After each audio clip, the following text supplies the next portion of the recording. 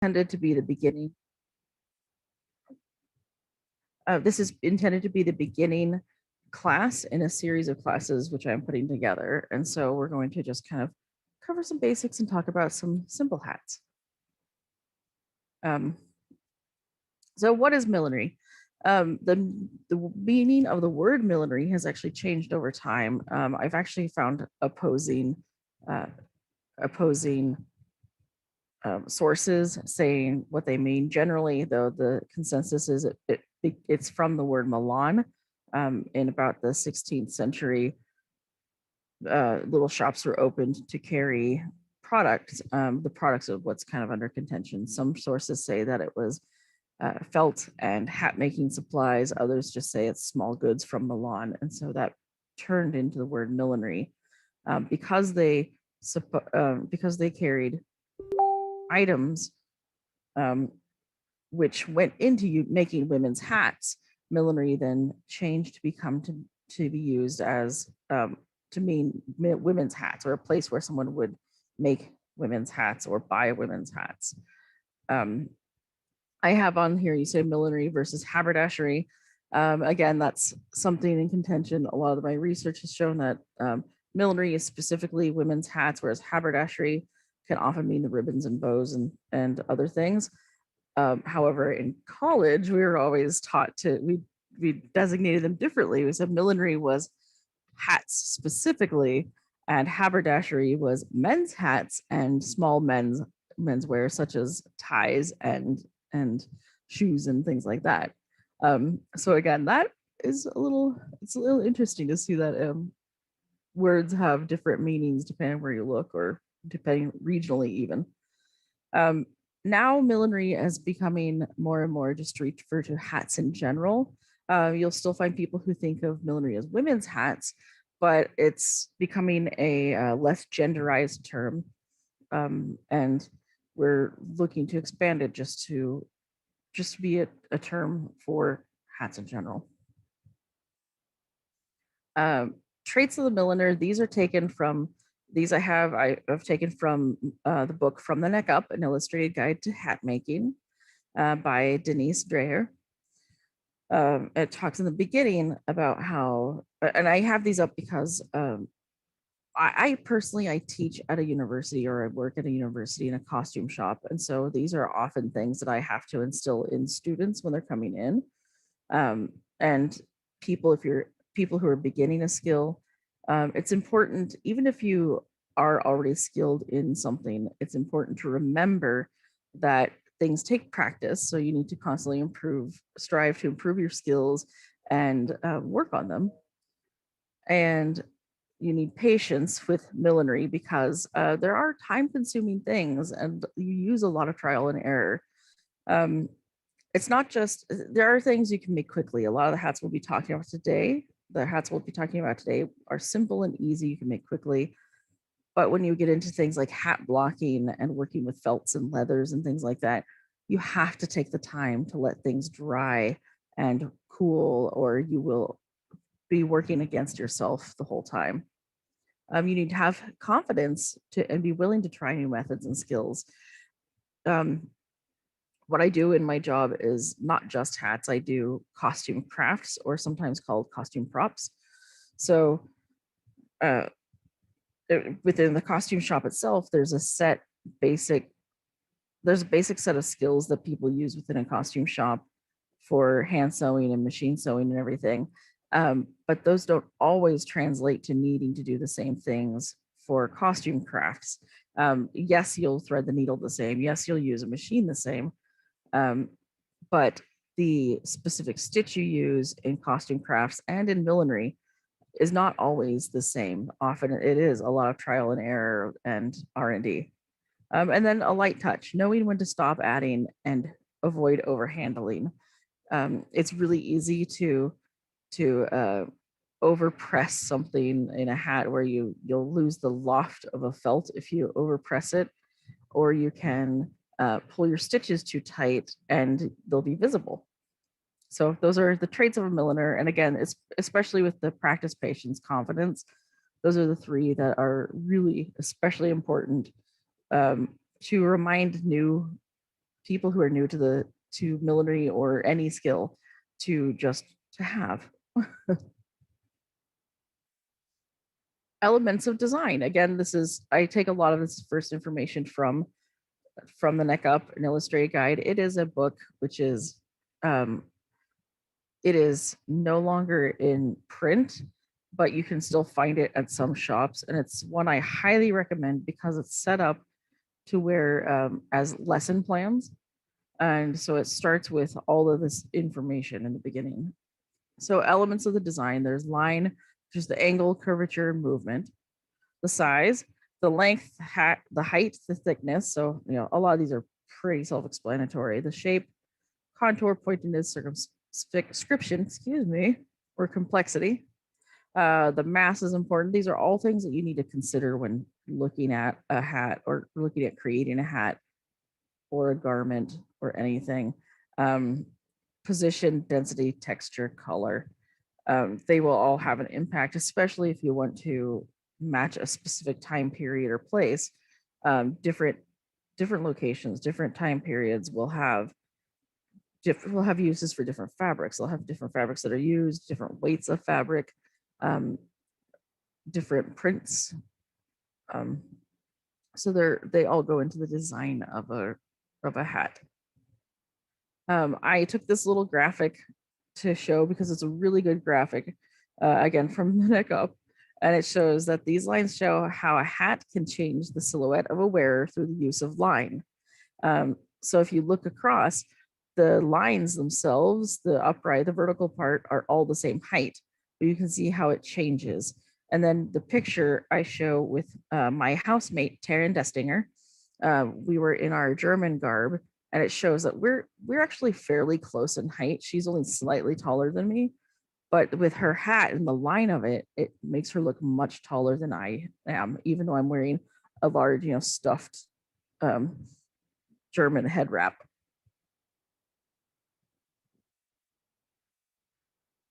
Basic equipment and materials. There are many more materials enlisted here, obviously.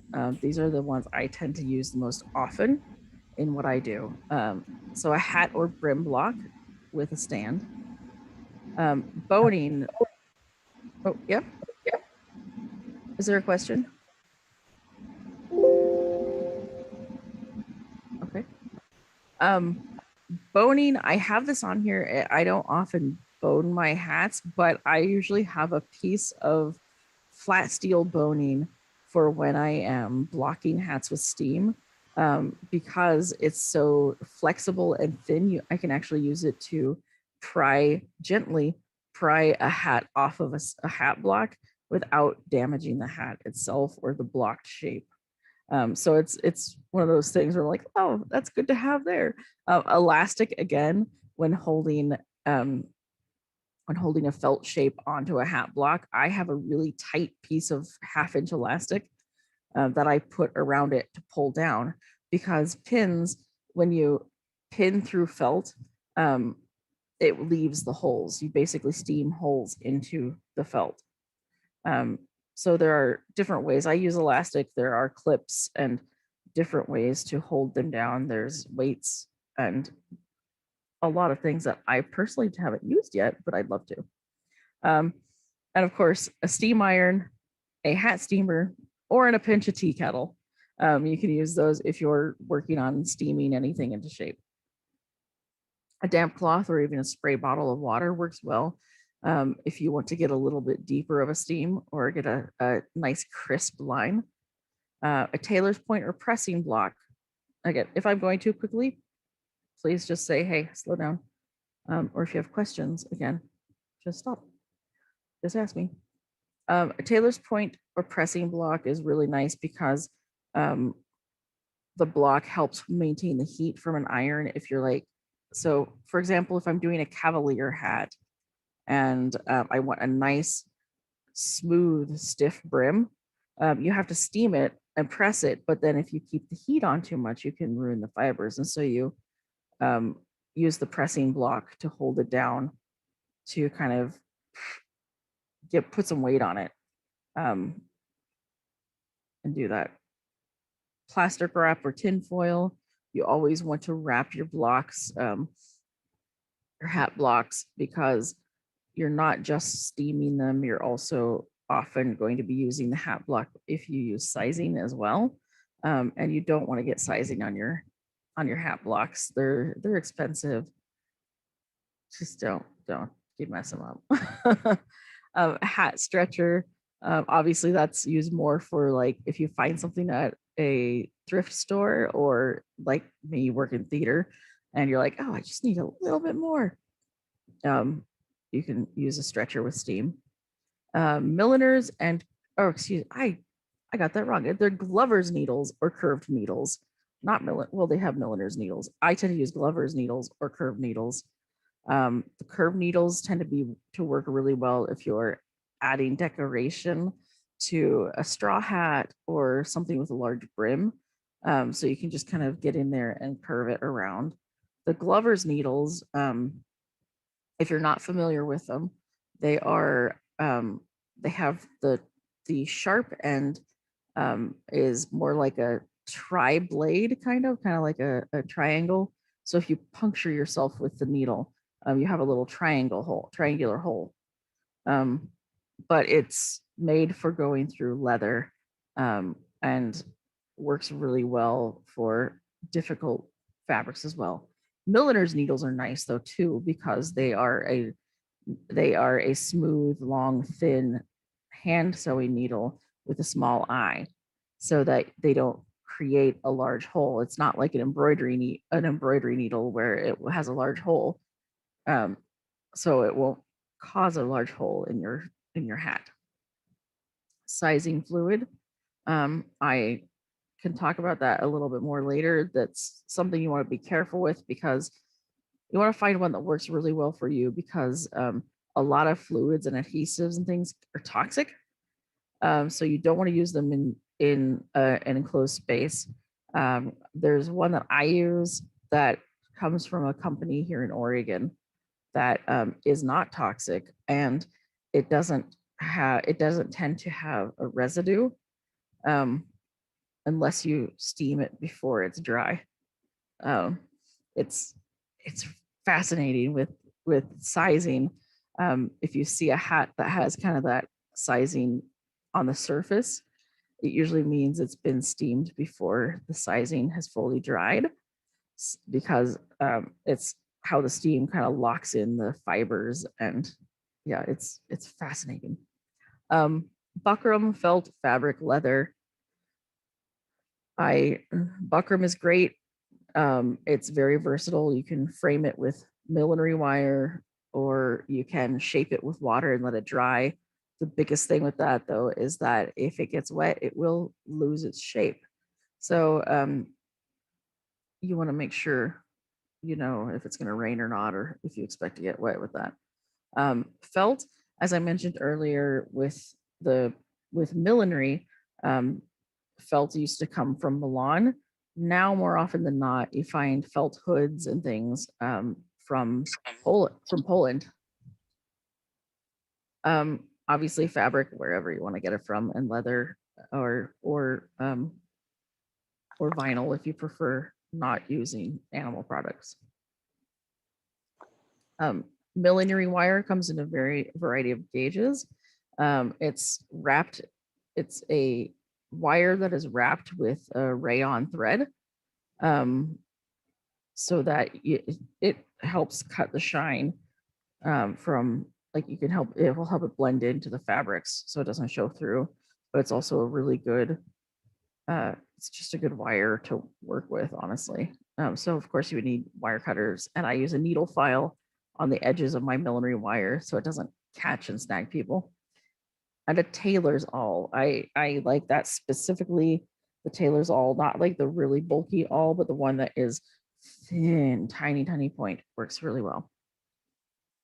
And then you need to know about the parts of the hat. So again, here, not all hats will have these parts, these specific parts. Like not all hats will have a brim. But generally speaking, you have the brim, the crown, and then all the way up to the tip. So it's good to know kind of the basics of get to learn the basics of what comprises a hat, because that is the language we'll use to communicate. Like if you speak to someone, it should be, we should have a shared language for the parts so that we know what we're talking about. So the crown is the overall part that goes over your head, but it's comprised of the sideband and the tip. Because it can make a difference. Here I have this useful sheet. This is from, again, from the neck up. But it shows kind of the ways in which you would go about measuring your head. And so most people, they just will, if they're going to measure the head, most people do the basic measurement, the head measurement, which is just fully around the circumference of their head. We don't always often, I mean, I've fallen into this pit where you forget to account for the hairstyle under the hat. You want to also figure out the angle the hat will be worn, so that can change the measurements. What is the hat made out of, and how many layers of materials? So these are the questions you ask to determine how much ease you build into a hat, because like clothing, you want to add ease to your hats as well, because unless you want it specifically to be skin tight and really tight, and like a cowboy hat is not supposed to fall off a cowboy's head, right? So they have them super tight. But most of what we would wear in the SEA, you don't really want them that tight. You want to build in some ease and figure out like how much. So like you can see in the picture here, how there's a feminine silhouette with a bun in their hair, and they're measuring the hair as well. And if someone's wearing a wig underneath, make sure the wig is on the person's head if they're going to be wearing it under the hat. Also, I like to consider people's health concerns, because sometimes if someone is has difficulty hearing, you don't want to cover their ears, or if there's someone overheats a lot, that will tell you what kind of materials you want to use. You want to stick with more natural materials and stay away from, like, don't put thermoplastic on someone who's going to overheat. And expected weather, again, that's because of, like, if you're using buckram and you're in a downpour, you're going to have a very sad hat.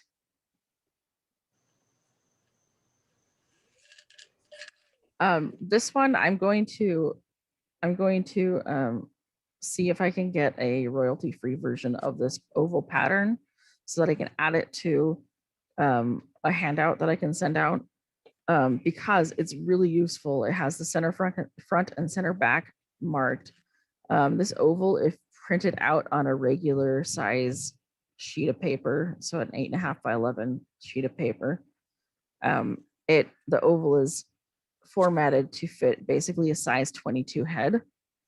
And then you can just use a ruler and add and subtract to make different head sizes. So what I have here is an 1/8 inch added all around, increases the circumference by a 1/2 inch total.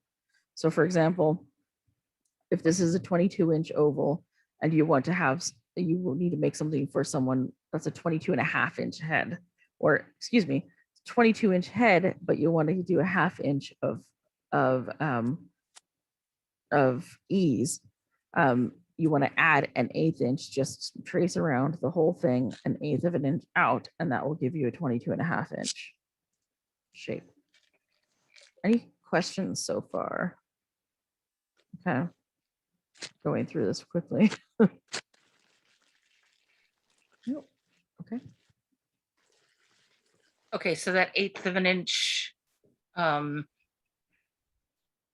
is pretty much for calculated for around 21, 22 inches.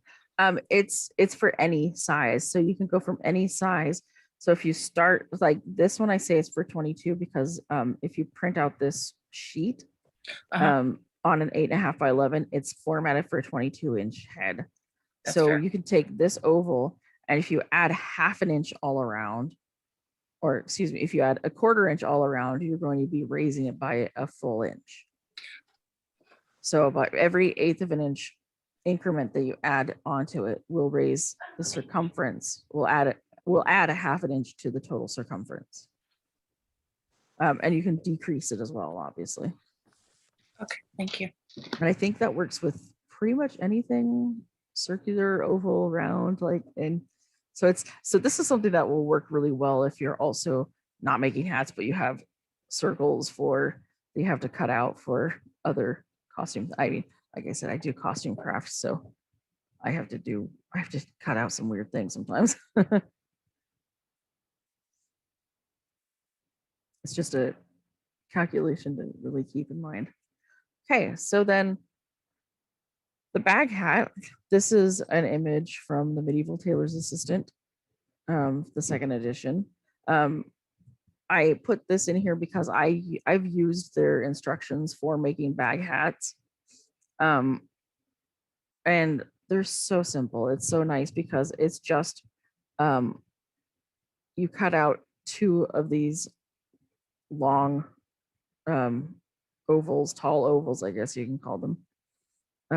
And you have a single seam, and you can, as it shows in the illustration, you can either roll it up and do that, or you can change the shape. So instead of doing the oval in the top, you can cut it out more, and you can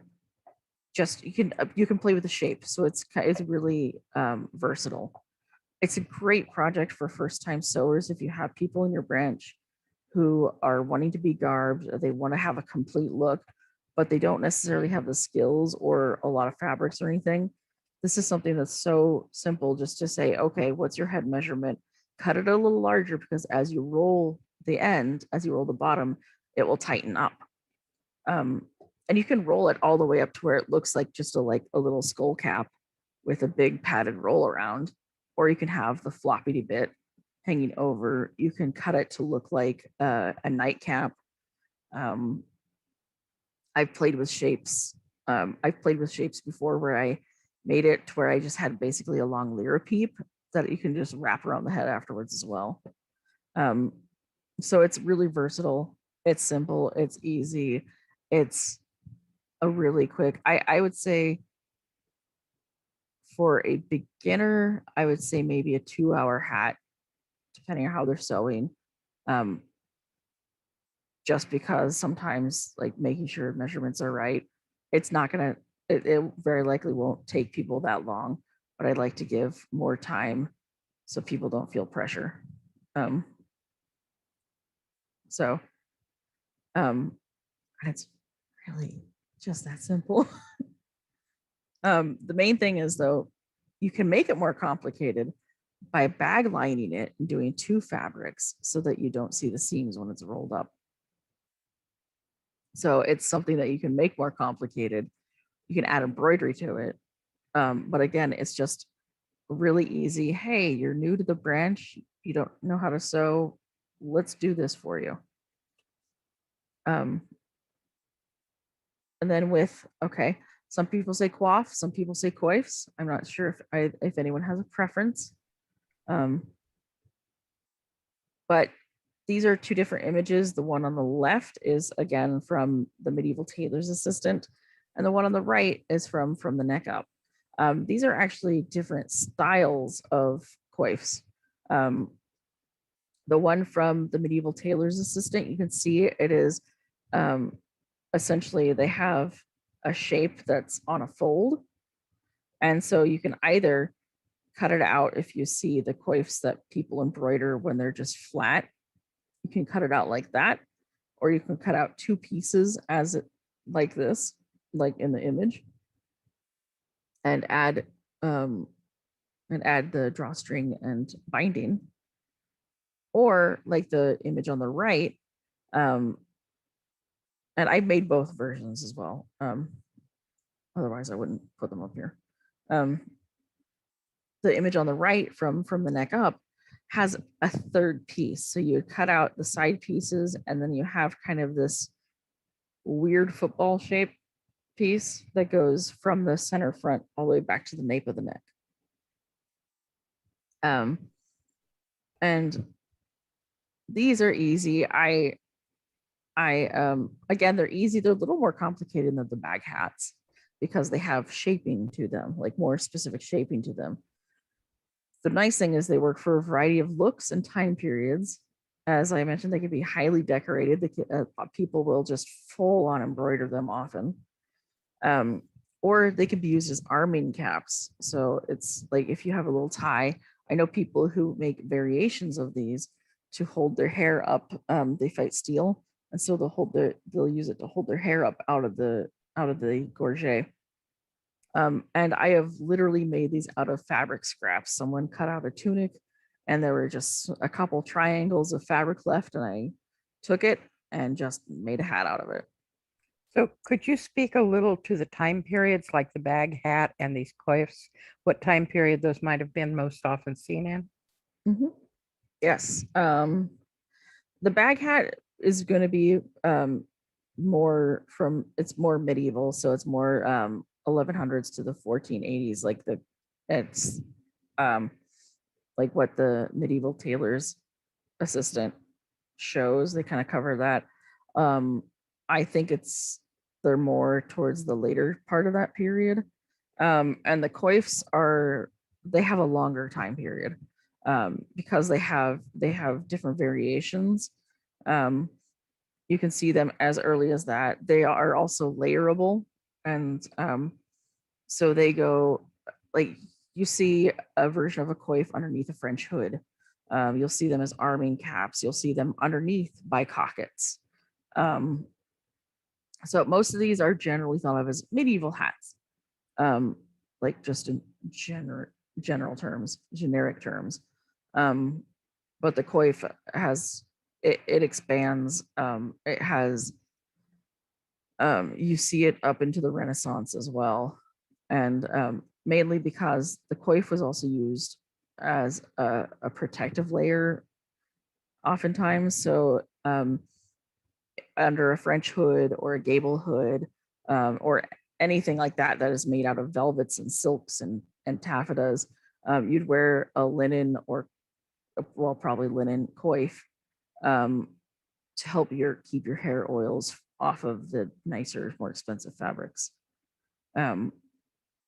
It also helps hold your hair in place, like I said, like with the arming cap, or my friend and I have done some tests with the how the hair is underneath a French hood to help hold the French hood in place. And the coif really helps hold that style in place as well. Does that help? Does that answer your question? It did. Thank you. Thanks. And then with the bycockets, this is from the neck up. The nice thing is from the neck up has these gridded out sections, and they say in it that it's intended to be a general shaping and sizing for a 22-inch head, because at the time when in 1981, a 22-inch head was the average size head. So that's kind of like what they did. The interesting thing is I have a sample of this bycocket that I made a mock-up of it. And the thing with it is you see how, like, if you look at where it shows to fold, it shows to fold up for the brim, but it also shows that, let's see, if you look at the top curve, there's a fold. And if you look at the illustration of the person wearing it, it shows that instead of having a closed seam, it was closed, but it was folded in on top of the head. I tried that. It did not work that well. Granted, I was using bulkier fabrics, but in order to get the stand of that brim, you need a bulkier fabric. So I have a hat that it has that full height like that, and I call it my doofy gnome hat, because that is basically what it is. It's a bycocket technically, but it's really the doofy gnome hat. um, they're also versatile in style and materials. You'll see them made out of leather. You'll see them fully blocked and made out of, I know Charles de Bourbon, he's from several kingdoms. He does gorgeous bycockets out of blocked felt and then trims them with fur. They're still fairly easy to make, not necessarily the blocked ones because you have to have the right head block for the shape.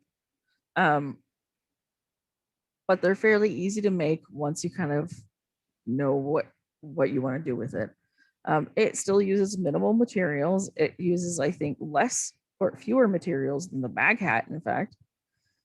And you can wear it with a hat pin and feathers. Anytime you can dress it up, it's exciting, right? And then the joke is that the bycocket is the medieval baseball cap because there are, I apologize for not having examples of these illuminations, but there are illuminations where it shows people working in a field with their bycockets on backwards to keep the sun off the back of their neck. And it might not seem like it because it narrows out so much, but a bycocket will actually keep the sun off your face as well. But that is all in, like any of these hats, I highly recommend making mock-ups if you're doing one for the first time, so that you know, cut it out of like a muslin or a sheet or something just to see the basic fit. With these soft hats, that's the nice thing with soft hats, you can do that too. You can be like, oh, I just need a soft material. But the one I have, well, I will show you the hats I have in a moment. I'll just finish my thing. All right, any other questions so far? Time period for the bycocket? It's it is also generally medieval. It's one that people will see, you'll see in the SCA people wearing with a variety of time periods though. Especially if a pelican is wearing their cap of maintenance, many will have them as the bycocket. So I mean, I've worn mine in the modern world. Yeah, I get weird looks, but How fun.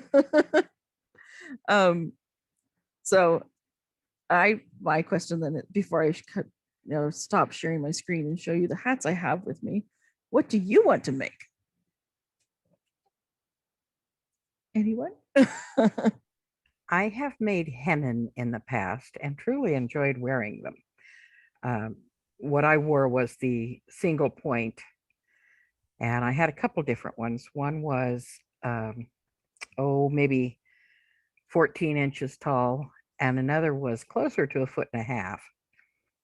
I had a lot of fun with those. I really enjoyed the draping and the playing with it. It was fun. So I'd like to make another of those.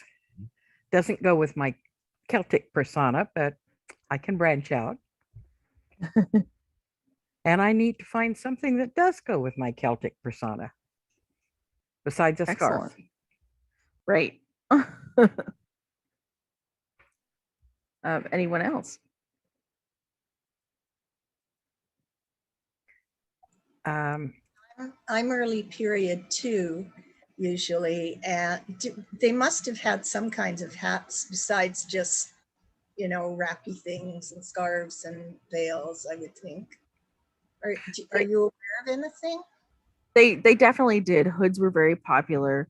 I just chose these 3 to start with because I figured I would start with, because they work really well with the basics of millinery. And then I plan to show more with subsequent classes as well. But I know chaperones with Lyra Peeps. I know that, I don't have the book with me right now. It's in the other room. I have a book from a dig in Denmark from about 1000 BCE, where they recreated the garments that they found in the archaeological find, and they have a number of chaperones as well with Lyra Peeps in them.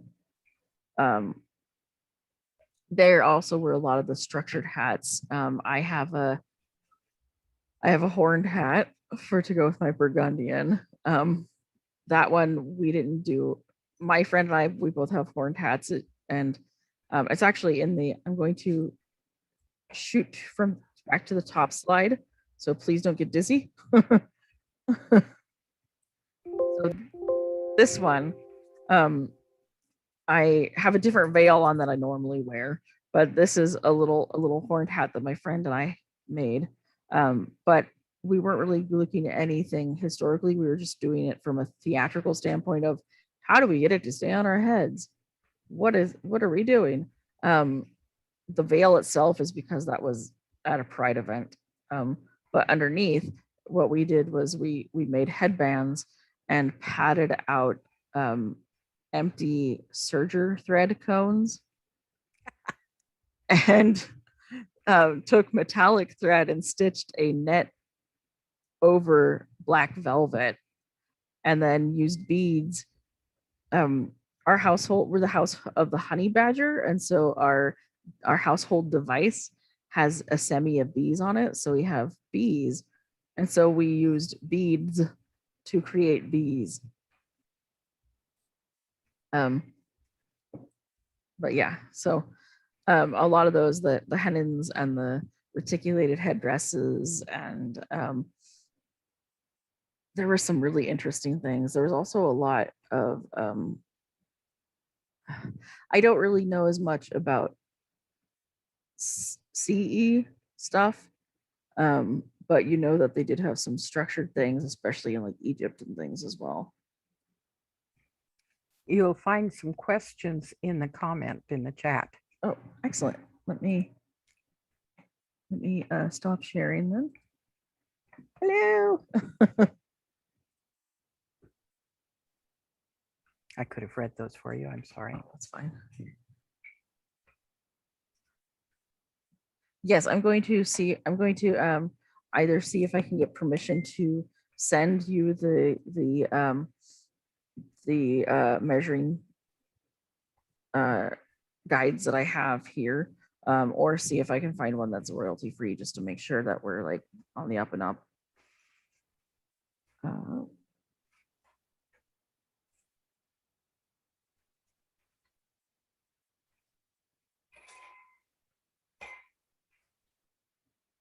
Sorry, I'm reading the which graphics font was so tiny. I'm so sorry. It's the graphics were the one just following the format for the head shape, I think. The page that came after that. Oh, was it with the one with the measuring the oval? No, just after the oval. After the oval, okay. Head measurements. The head measurements. Okay. Yes, that again, it's a full sheet. And so I'm gonna try to get that into a handout as well to send to share. I have it scanned. I can just send it to you. That next question about the coif, the embroidered and lace insertion, I think Yes. that might be the St. Birgit's cap. It's a similar, yeah. The Saint. So one of the hats I have, like I don't have a coif with me, but I have a St. Birgit's cap. Bridget, I always forget Bridget. I know it. I you would think I would know this. I believe it's pronounced Birgitta, but it looks Birgitta. like Bridget because Yes. if you go to another country, that's what they're going to say. So this is one that I made. This is the one that I literally made out of scraps. I was at an event and I was really bored, and my friend had scraps of a shirt that she made for another household member. And so I stole them and made a hat.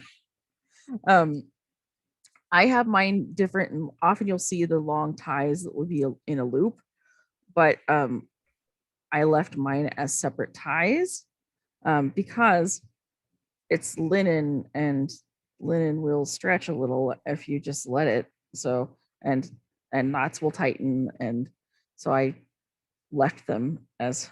Let me see if I can.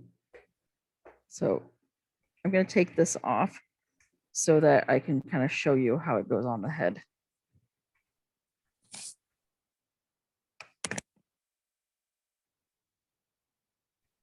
the St. Birgit's cap that she's putting on is very much like the other coifs, but it has a band that runs across the front.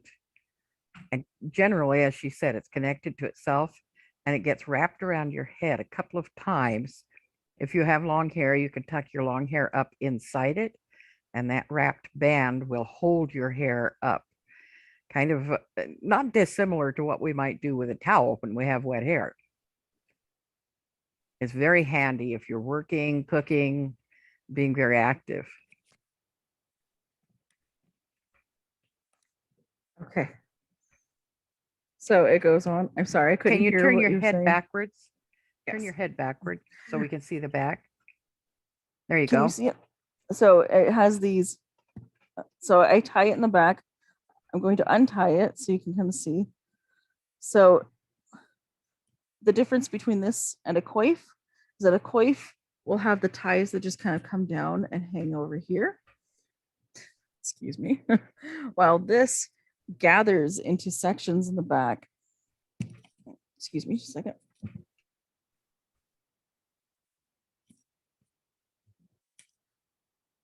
So this has gathers that it just kind of has like a little split from the center seam. Are you seeing what I'm, is Yes, it actually showing? Oh, excellent. It's showing.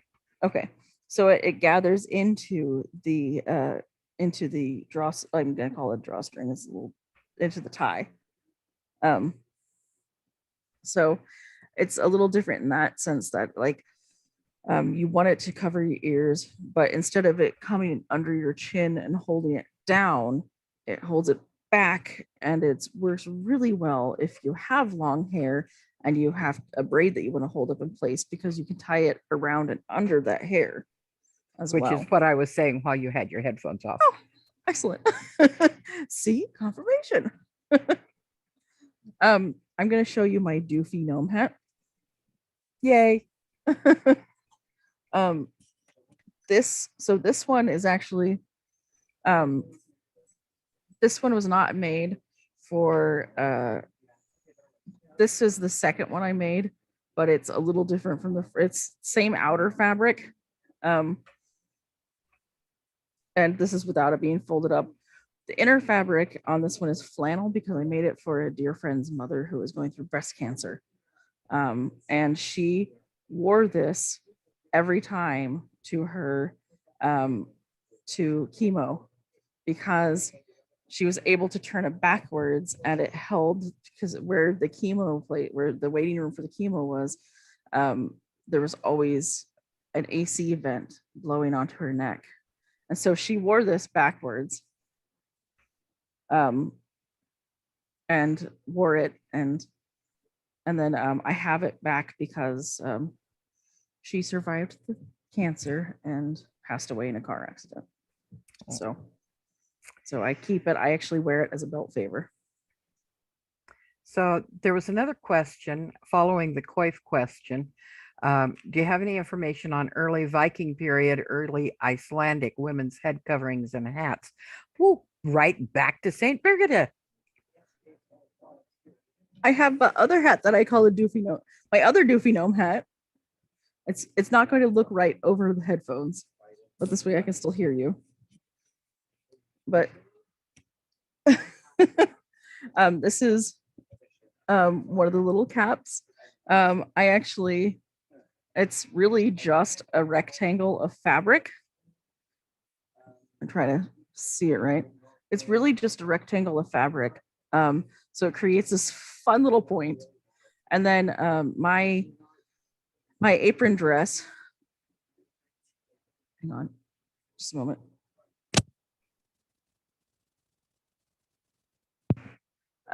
My apron dress, I had this blue and white trim, and I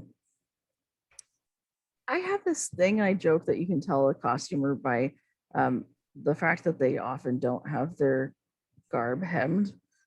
At least that tends to be my problem. So wearing my apron dress at the 50-year celebration, I was feeling a little self-conscious, so I threw some trim on the bottom of it, and then folded it over and put it on my hat as well, so it works together. cute. But yes, so this is one of the more common styles you see. The fabric I have, it's hemp. It's a woven hemp fabric, and I lucked out with how I ended up with hemp fabric. But if you're able to get a woven hemp fabric, I highly recommend it because it's very stain resistant. You can see it's an oatmeal color, kind of oatmeal color. The very first time I wore my apron dress, I spilled red wine on it. And with it, like right on the top too, and within an hour it had faded out. I've also another time at a camping event forgot about the elevation changes and opened mustard one day and just got this whole giant splotch right on the skirt. It did not stain. It also has like it's similar to linen feel, but this one is thicker. It insulates when it's cold, but when it's warm outside, the surface of the fabric still stays cool to the touch. So like I will often just kind of lift up my apron dress and touch my face and cool off a little bit. But Lovely. and also, like I said, I have a book about digs from Norse where they have these hats. They have the chaperone style with lyra peeps, and they have like just the little kind of the pillbox style, the soft pillbox style hats that are just like little caps. I think I was most surprised to see the chaperones because you tend to see them a little later in period. So Next question was, I need Russian Slavic headwear. Russian Slavic, feminine or masculine?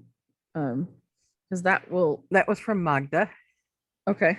I know feminine Russian Slavic headwear is traditionally tied to marital status. And so the size and shape and complexity of it can often be tied to the marital status. So that will be something that you want to look at. I don't have as much information right now on Russian Slavic, but it's one I'm looking into. I have a question about that. I've been trying to do a little research for my granddaughter who's doing a Norse persona.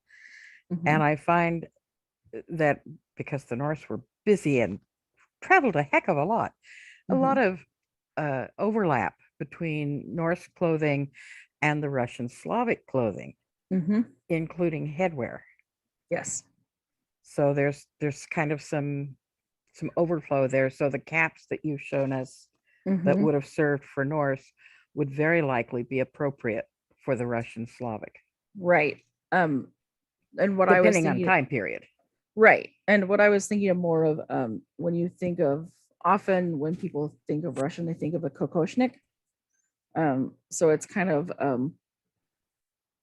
closest shape I can think of is if you think of, this is gonna be a really random thing, the crown that Aurora wears in Disney's Sleeping Beauty is very much shaped like a small little kokoshnik. And often they're just tied on with a tie instead of like some big full thing. But there are also other hats that are big and impressive, and I mean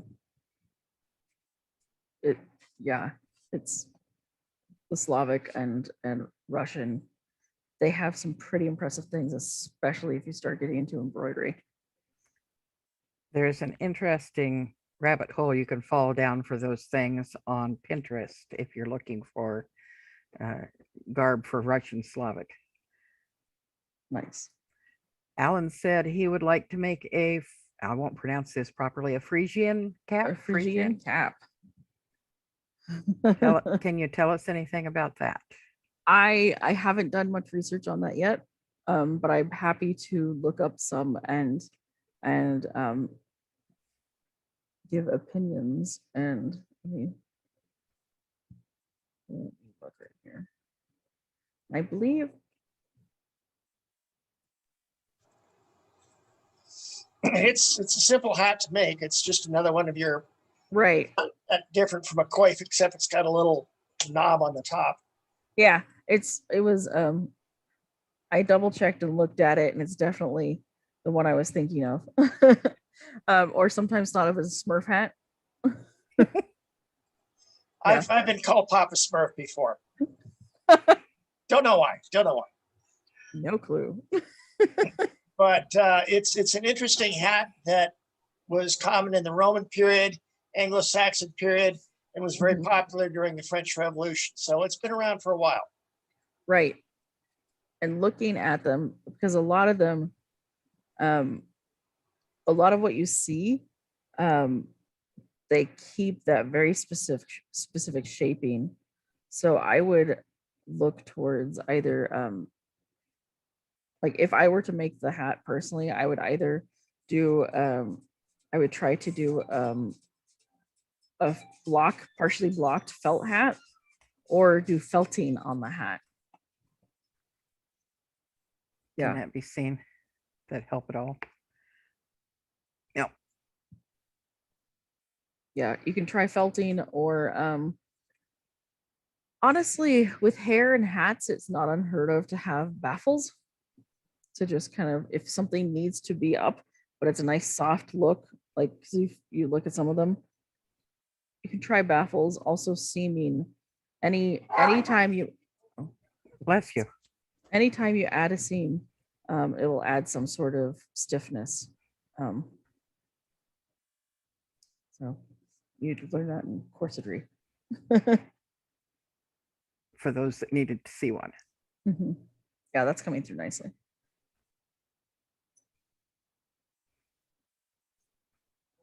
All right, there was another question.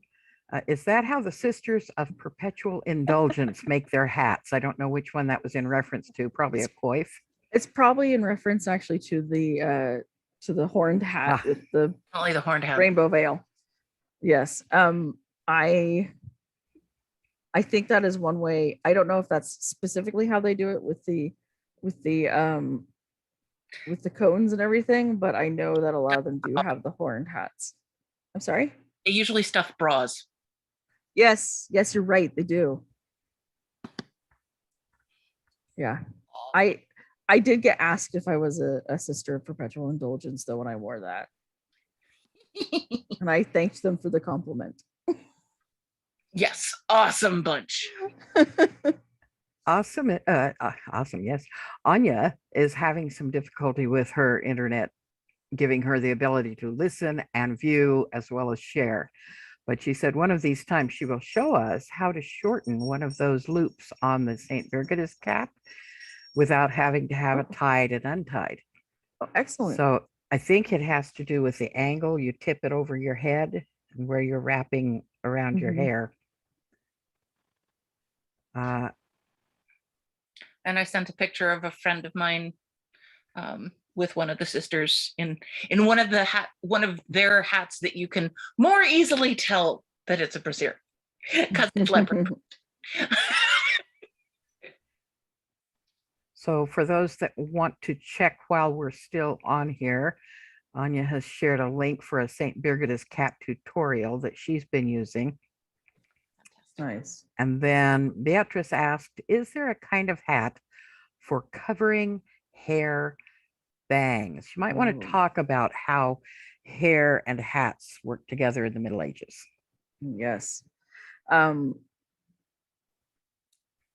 So you want to cover bangs? Are they a specific kind of bang that is it basically you want to hold them out of the way, or you want yours to be down and you want to be able to cover them? Well, I think I just want, since we are talking about time periods where you pretty much had to show as little hair as possible, Mm-hmm. I kind of want to cover as much possible without looking Mm-hmm. off. So depending on the time period and what kind of garb you're wanting to wear, A lot of these, again, I've talked about, are mostly medieval, but the coif is a good basic hat. If you're not interested in that, you want something a little more feminine and it's still kind of solidly within the medieval period, you can always go with a barbette. And so the barbette is, there are a couple different styles, but it's usually the one that has the band that wraps around, and it has a band around the chin, and it covers the ears and the hair like that, and is often paired with a veil or a smaller other, like, slightly structured hat. And with the long hair, the great thing is, so one of the things I've been looking at, and a friend and I have been looking at, is not just, it's how the hair and hat work together. And so I did a long research paper on French hoods, and part of that was also talking about how the hair worked with it, because I don't know if people know much about French hoods, but when I first started researching them in like 2016, there were a couple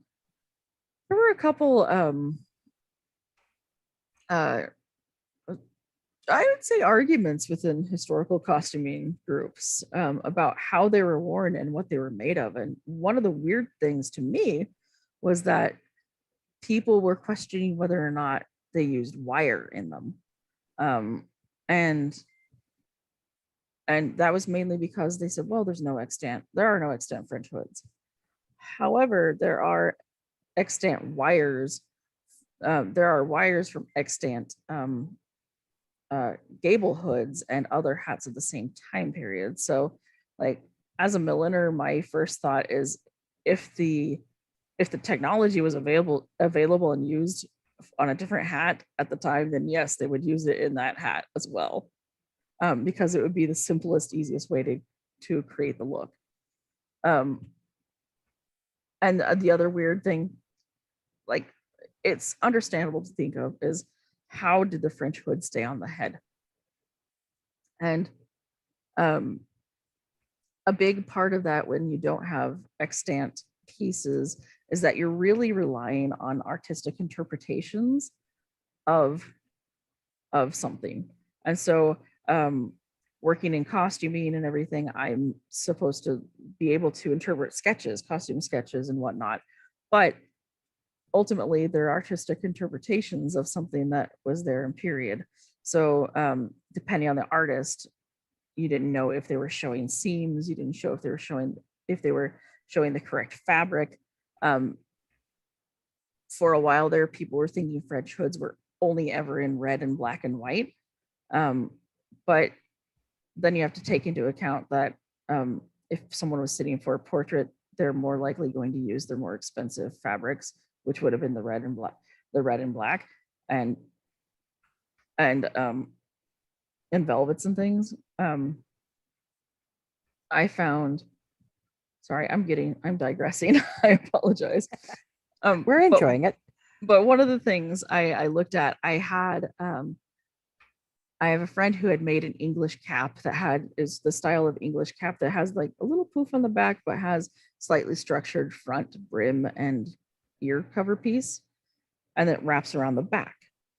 And so I looked at that, and I looked at some other patterns that people were using for French hoods, and I kind of combined them and made a structure that looked like a structure that came around, but it also was open in the back so that it could go around. If someone had braids on the back of their head, it would be held in place around the hair.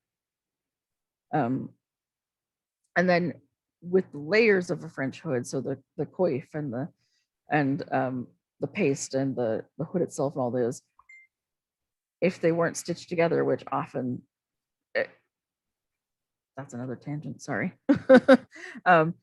It made sense to just have them pinned together. I mean, that's the technology that people were using. Why would they not use it on a French hood? And now there's more research. Every time I look at French hoods, research has changed. And so I have to look at it yet again. Okay.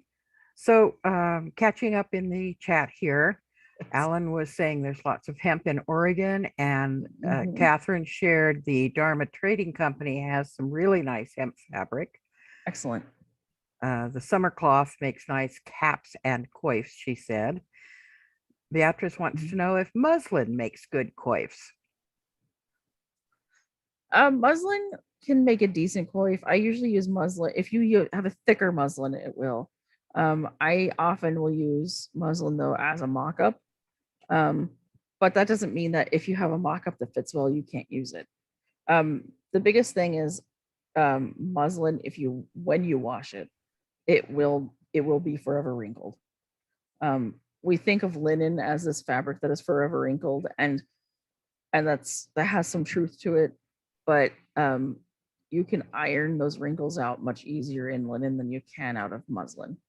And it has you want to pre-wash it for a hat, because especially like a coif, because a coif is something you want to be able to wash, because it will get nasty. Okay. Then Magda said the problem with the pictures of the Slavic headwear is it's always from the front. No idea how the darn things look from the back. And she did include a link here, but while I was trying to do some research for Slavic and Russian stuff, I did find a place called the Kievan Rus Park, which, with politics of the Ukraine, who knows if it's still there. But if you look online, they have some great photos, and like it looks like an SCA event with stick and board buildings, kind of.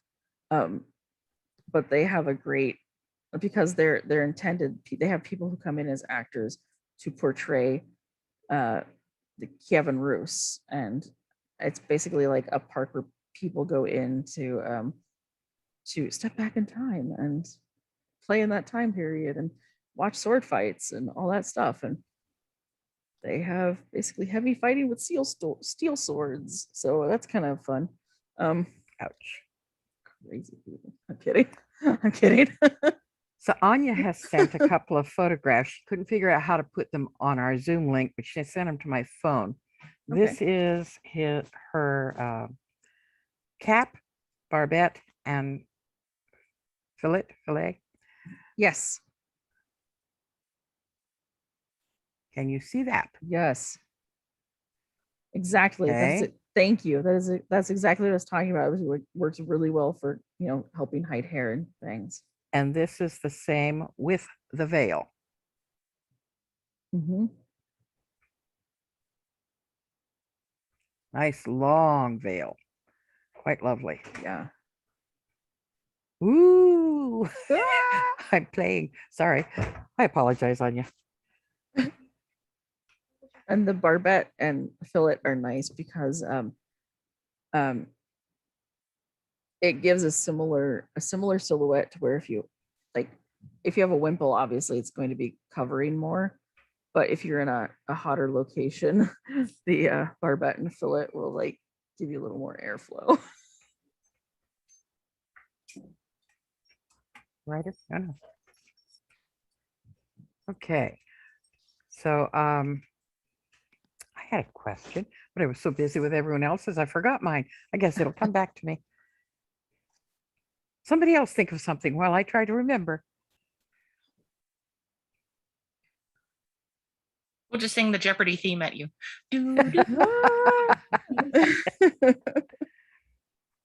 Okay, so I'm not going to be using my thread cones to make henna. My apologies. I'm going to mute myself while the dog barks. I'll be back.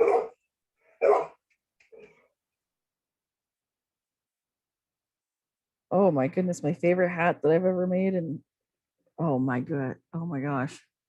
Okay. That is a really tough question. Probably the one I've worn the most is has been, I used to have a bycocket, like the one that I showed, but it had a wool lining.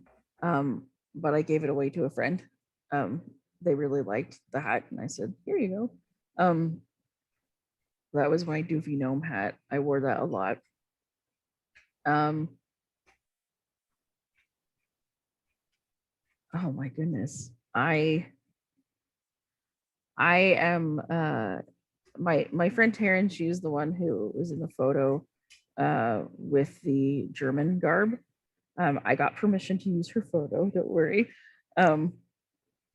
But we've been working together because I tend to do hats and shoes, and she does a lot of patterning and costuming, so we work really well together. She does patterning and I'll do embellishments, and so she's been doing a lot of research on Saxon garb, and so I work with her a lot with how to figure out what the hat is doing.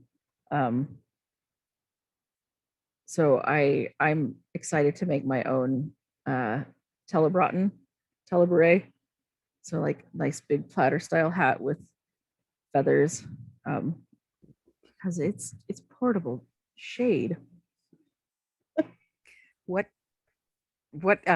persona would that fit with? That would be Saxon or Landsknecht. And time period?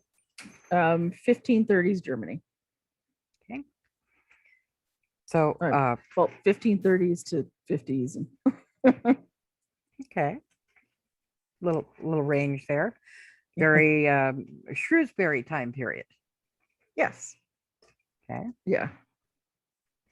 So as I started to say before my dog so rudely interrupted, I'm not probably going to use my thread cones to help make my hats, but I've been fascinated with some of the more elaborate, elevated headwear that I don't even know how to describe them. I'm sure they're a version of a hennin.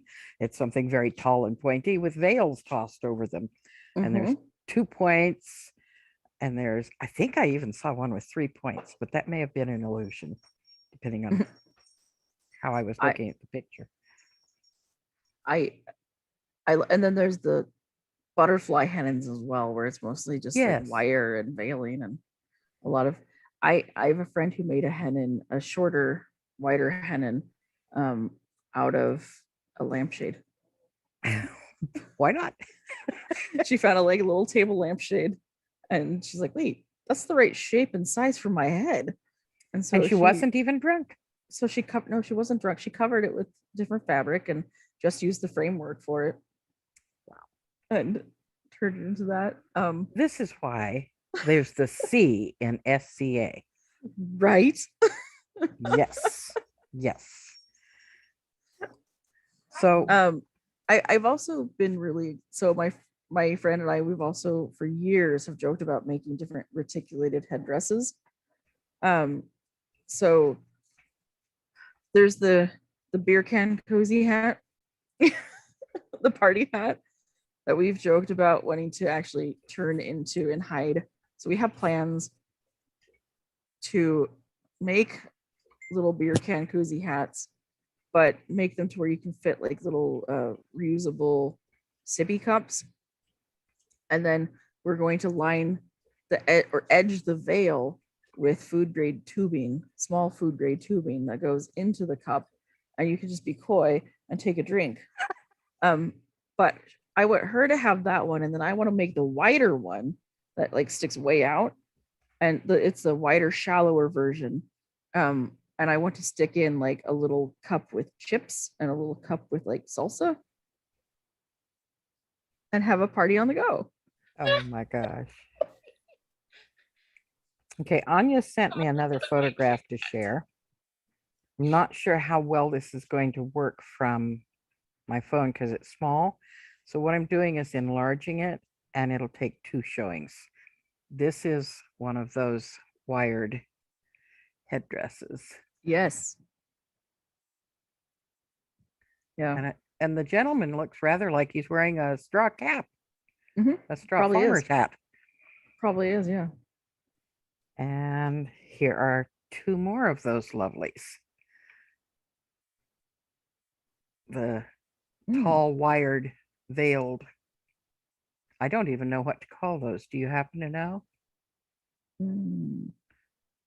With the wire framework, butterfly Wire cat frame. kind of. I don't know if they're, I'm sure they I- have a name somewhere, but yeah, because I know because there's yeah, that looks like the horned hat. That one. I think it's a form of reticulate. It's usually often when I find, like, if you look for a silhouette of a hat, it's all these different silhouettes similar to that labeled reticulated headdress. reticulated, huh? Yeah. What does that mean in respect to a headdress? Reticulated. Reticulate. I don't know, I honestly. have no idea. I have to Google that. Now we have, in case you hadn't noticed, folks, we have reached the stage where we're really all sharing and talking and learning from our wonderful guest speaker here. So you can unmute and have that. Ah! Lay on. Oh no. Reticulated headdress. I wanted to ask, have you ever done any work with, fake braids or hair enhancements of various kinds? Have you done any work in that area? I have a bit, yes. Like, so you can see my hair is very short. This is actually long for what it's been. I used to have like shaved sides and so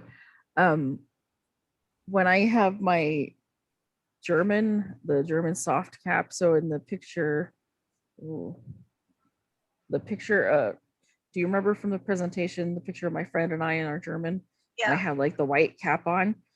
So those actually kind of go back a little bit further because it's intended for your hair to be braided in a circle on top. And then the hat, I had the essentially a coif over that holding it in. And then this long linen piece that, so this goes on the back of the head. It's really wrinkly right now. This is the center front. So it goes on and you tie it, and then it has this long bit that you twist and turn around, and you twirl it around, and it's intended to like go around a braid. Like a turban. Kind of. But it's not as bulky as a turban. It's more of like if you look at German garb, they'll have like this tall thing. Since I don't have long hair, I had a fake yarn braid on there.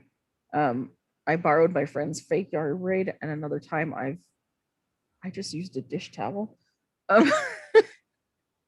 Love it. Again, the C in SCA.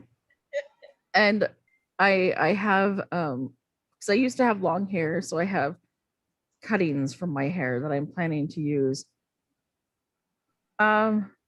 Not quite that full. Oh, nice. Do you need to go out? Do you need to pee? I don't know. Yeah, the crescent part would be Okay. interesting to make. Sorry, my dog has to go out. Oh. So Well, we'll still be here.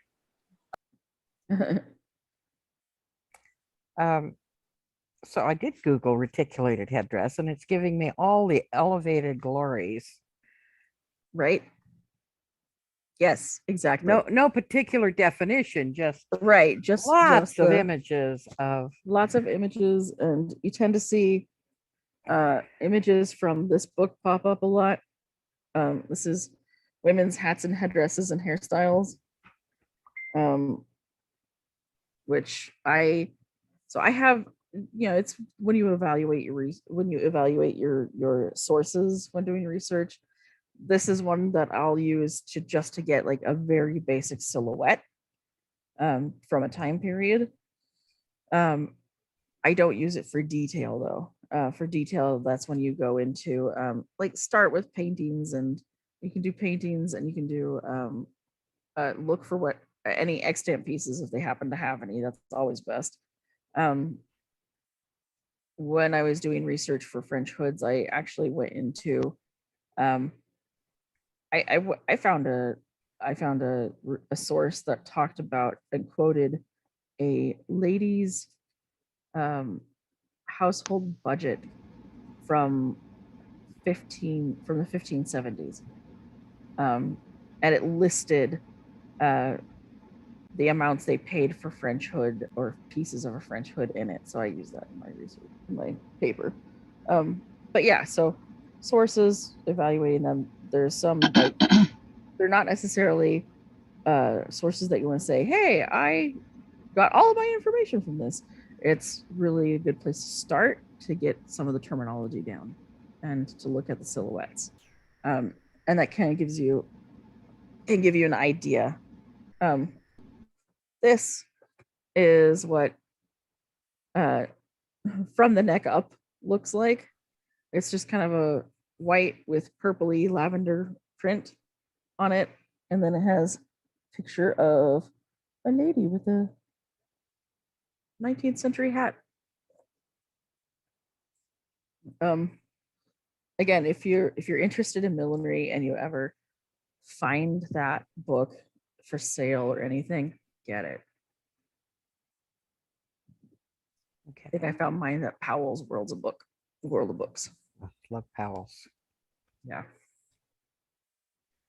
Doesn't come much better. Powell's is the place.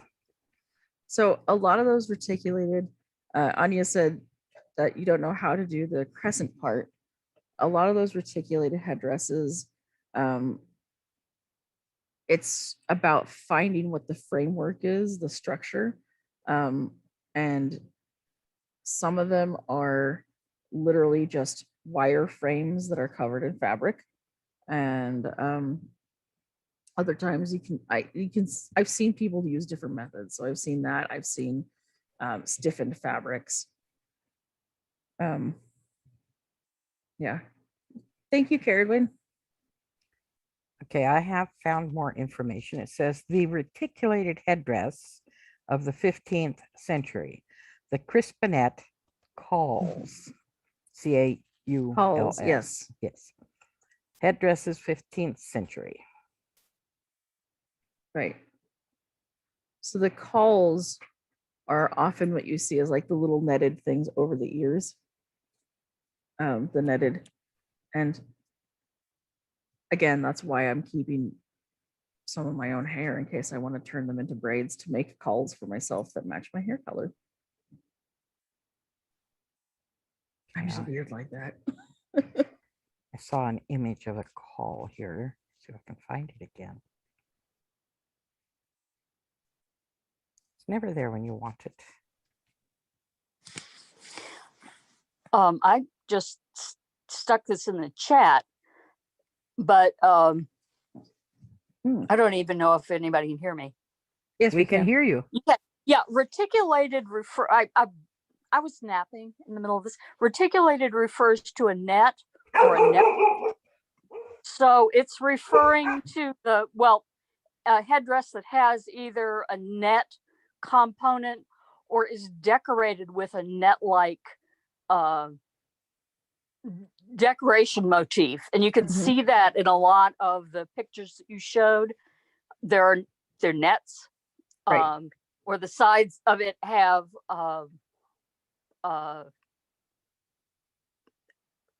some sort of a trim or line decoration on it, or interwoven line. So excellent. Thank you. so now I will try to stay awake. Well, it's good to have you with us. You weren't here earlier. I was on and off, but I laid down, and that was a mistake.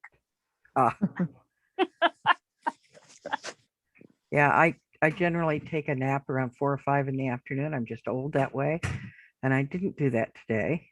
And I have to be up early tomorrow. I don't know. I better not close my eyes. Well, also my power went off in the middle of this. So, Oh, wow. So it, and I thought, what a great time to have a nap. It's, dark. Well, thank you for staying with us. Yes. Oh, now I'm back. Where do you hail from? Meridies. Wonderful. Although I have lived in 7 different kingdoms, so Wow. and they Wow. haven't caught me yet. Oh my. Yeah, I teach a class, and I need to resurrect it again on costuming for queen size ladies, and it's not a technique class. It's more a fashion style class. But one of the things that I emphasize, the hair styling, or whatever that goes with the garb, because it balances things out. And especially for a larger lady like myself, if I've got a beautiful, sumptuous Elizabethan outfit or a houppelande on, and I don't have anything on my head, I look like I've got this little tiny head and this great huge body. And I'd really rather just have a great huge head to go along with a great huge body. So as I said, so I'm learning more, and I'm techniques and stuff. Right. That's great. It's all about equalizing the silhouette overall. Yeah. Mhm. So plus it hides my short hair. Yes. Well, I went to grab my basket because I thought I had a completed St. Birgitta's cap in here, but no, I only have the one in progress at this point.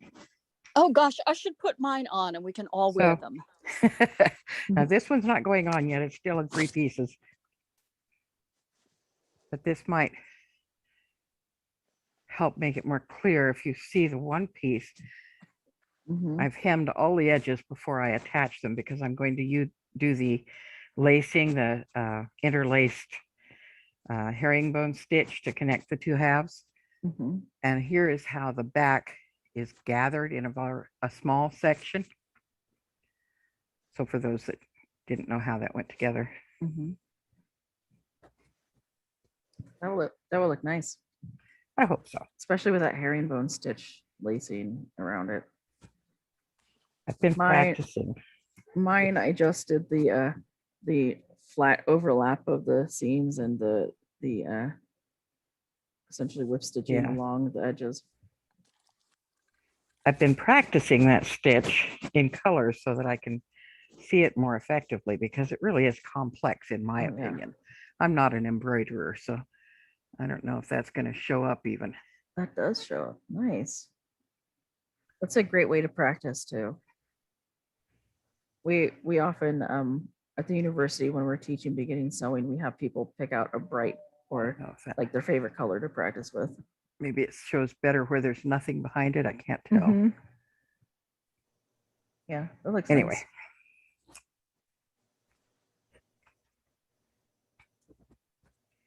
Well, I've enjoyed this.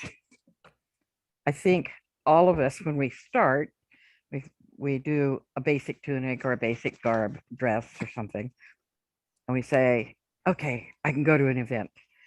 And then the more time we are involved, the more elaborate it becomes. We keep adding pieces and layers, and we get to a point where I'm dressed, but my head is naked. What do I do? So this really does help fill in that gap.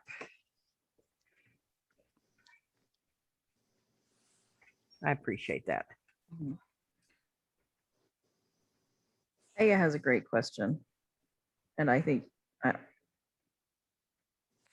I personally don't know the answer to it. Talking about the herringbone stitch on your cap that you're working on. Whether it was to mend it or enlarge it, or it was, I think it was originally done as a decorative element. The extant finds they have for it, it doesn't look like it was an afterthought. It looked like the whole cap had been originally made that way Mhm. because it runs from the front all the way down the back. Right. I cheated on mine. It's machine Ooh, embroidery down the Oh, nice. center. Yeah, Very it doesn't nice. fit. I need more hair to fill it up because otherwise it kind of sticks up in a point. Mhm. But with fake hair, Right. or Or- put a scarf in there. Well, I usually wear it with a veil, There you go. so that helps a lot.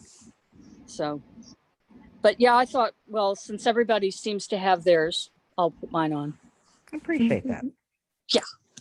I feel like It's- I should run back you and know, sign my completed one. Yeah, all the Crow girls do it.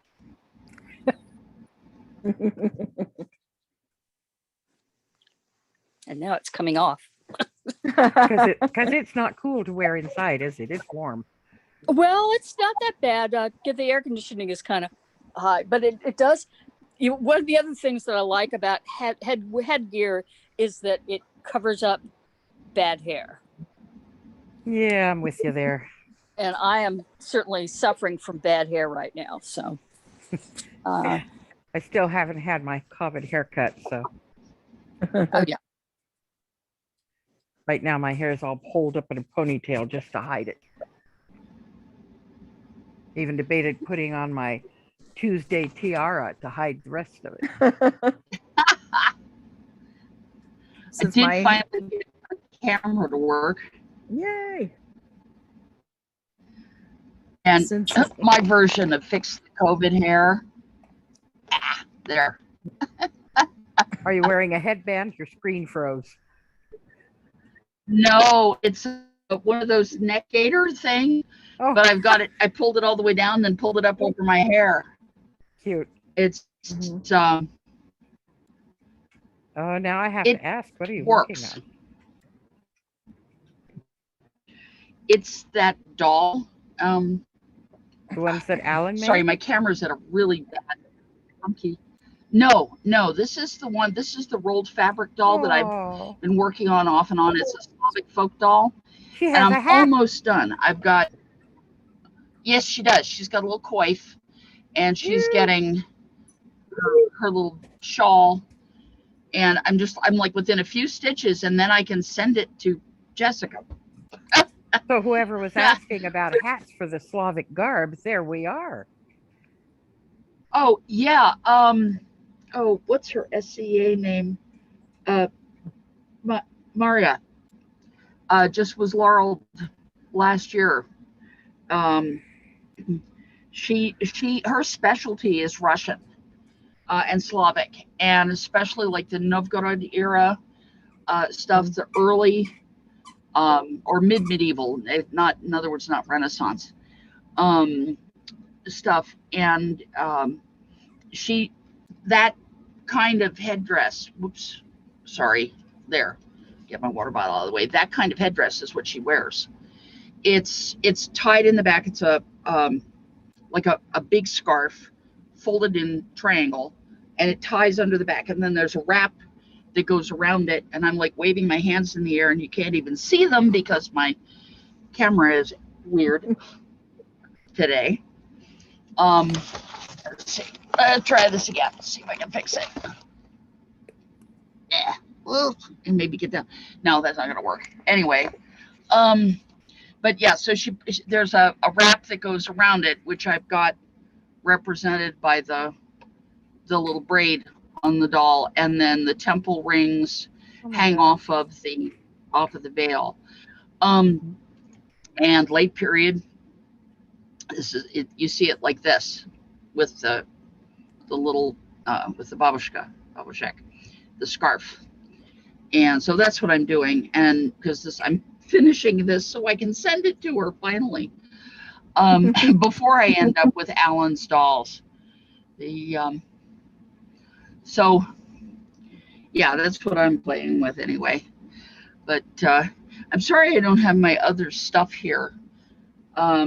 If I thought about it, I would have pulled out my brigade cap. But the thing is, with that one, you don't have to do the tie. Miriam showed me. She's the one that the link that I put up earlier, Sinister Spinster. What you do is you take the tube of the tie and you sort of shove it into itself, like you sew, like that, and then you stitch it down. And so you're creating a fold in it. If it stretches or something like that, then you can shorten it. I had to shorten one of mine by about an inch because it stretched out after I made it. And you don't have to then fiddle with it up and down.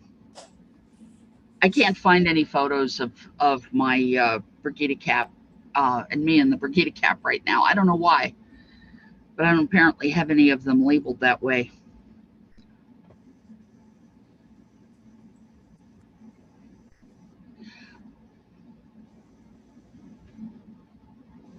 Thanks for sharing all that with us, Anya. That's pretty cool. Mhm.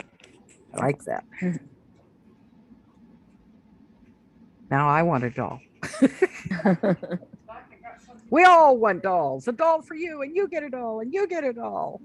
You know, that's probably what's about to happen. I don't know how many Alan is going to be patient enough to make, but when we get those, for those who don't know, what we're playing with is Bartholomew babies, these solid wooden dolls that. Alan Oh, Boyer? Bonnie, do you have pictures of it? Yeah, that Alan Boyer is making, sort of at my poking and prodding. We've had this on a back burner now for almost 2 years because he didn't get enough time before the wood shop shut down. And so he's back at it, and I don't know how patient he's going to be, but I'm hoping he's going to be very, because there's a lot of people who are interested in having the dolls, whether they are going to dress their own or not, because that's the idea. The dolls normally come naked, but they're already sort of shaped like a person. Alantha, do you have I'm scrolling looking Alan? for one. Yeah, because he had them up, he put them up on the Adiantum list. He's also showing them right now. Oh, he is. Where are you, Alan? Oh, yes. Oh, where are you? Oh, yes. If you look at your screen, you can click on view, and it'll give you an option for the person who's talking to be the big part of your screen. And then we could ask Alan to unmute so that we can see his dolls better. You have your choice of woods. You've got maple, you've got mahogany, and you've got walnut, because love comes in all colors. They're adorable. How long are they, Well, Alan? they are so cool. I mean, I wouldn't mind having one of those myself. Alan, how long is each doll? This batch is 5 inches, but it's not like they had an industry standard. So love will also come in different sizes as well. The dolls that are out there of the Bartholomew baby type range from 2 inches to 18 inches. And the 18 inches is actually a 10-inch body with cloth legs tacked onto the bottom of it.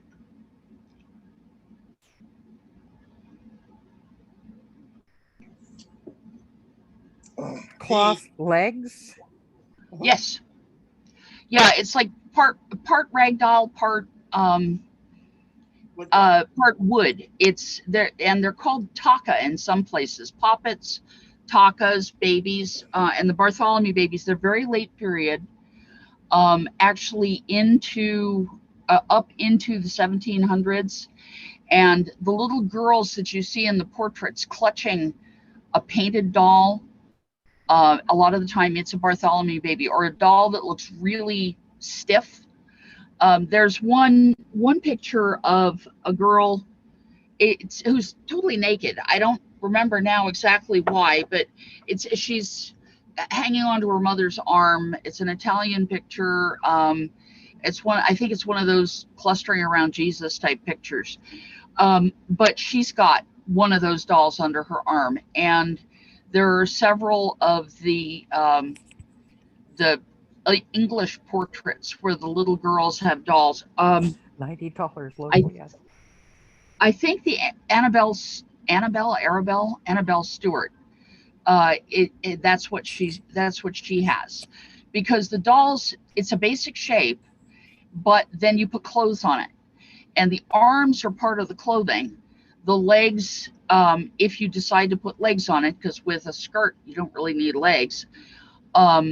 If there are legs attached, most of the time they're just cloth, like a kind of shaped like that bag hat thing, except skinny.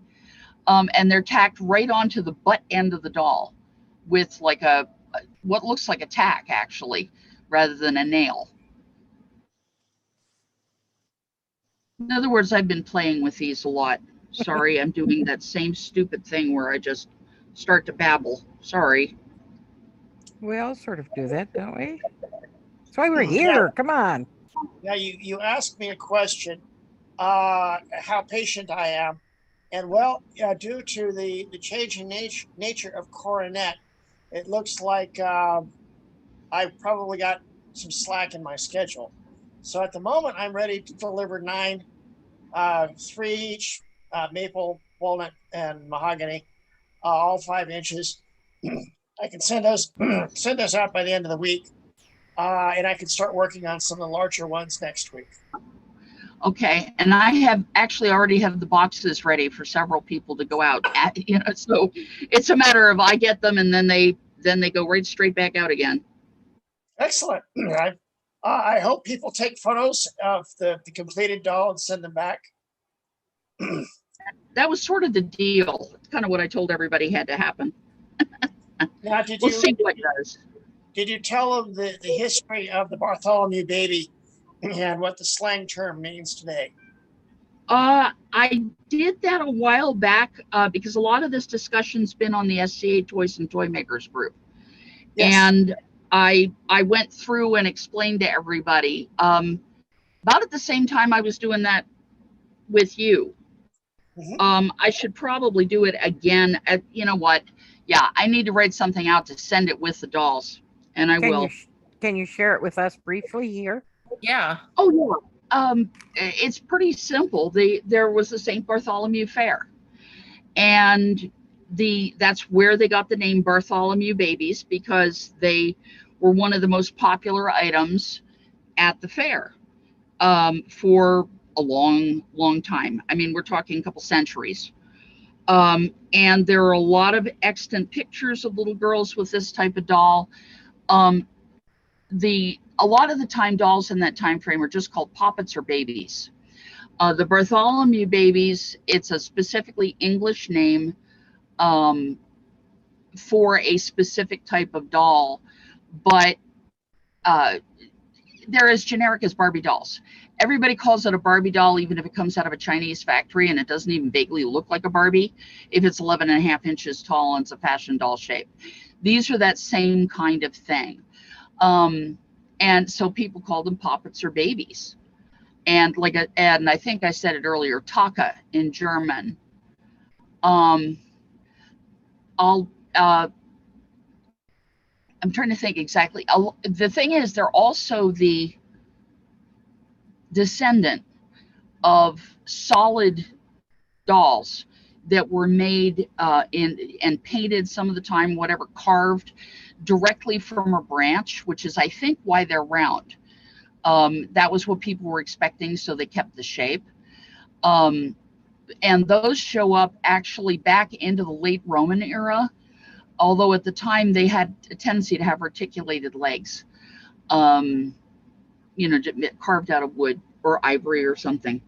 But the tree branch shapes show up in like the Novgorod finds. They show up in some of the Norse finds. I'm trying to think of the name. It's not Birka, it's the other one. The other big Norse find. And they even show up in the Inuit, things that they dug up in some of the Inuit archaeological digs up in Alaska. As a round doll with almost no features, just sort of a vaguely human shape. They tended to be dressed, and mostly dressed as noble women, but you see them in the pictures as well as dressed as like peddler dolls, and those are a direct descendant of the Bartholomew babies. The peddler dolls of the 17 and 1800s, where you've got a woman shape that usually doesn't have legs, it just has arms, very little in the way of features. It's dressed, and then the hands, kind of like this one's holding the baby, the hands hold an elaborately decorated tray of stuff, whatever it might be, fruit or cigars in one case. Another one has what looked like they were intended to be gingerbread cookies, hard gingerbread, Lebkuchen.